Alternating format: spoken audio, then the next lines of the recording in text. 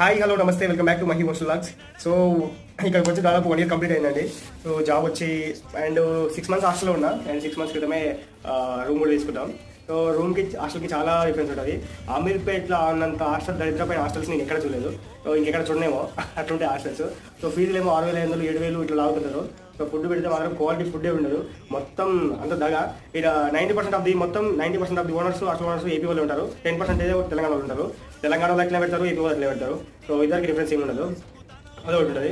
ఇంకోటి పోనీ డబ్బులు తీసుకుంటారు, మంచిగా పెడతారు అంటే మంచిగా పెట్టారు, మంచి సర్వీస్ ఇయ్యారు, ఏది మంచిగా ఉండదు, నీట్గా ఉండదు, ఏది ఉండదు. సో పోనీ హాస్టల్ తీసుకుందాం వదిలేసి రూమ్ తీసుకుందామంటే ఫ్యామిలీలో అయితేనే రూమ్ తీస్తాం, బ్యాచులర్స్కి అయితే రూమ్ ఇవ్వమని చెప్పేసి రూమ్ ఉంటారు.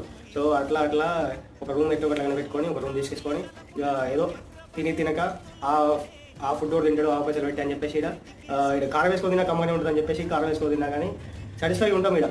సో అట్లా నడుస్తుంది. సో ఇదండి, ప్లీజ్ లైక్ షేర్ అండ్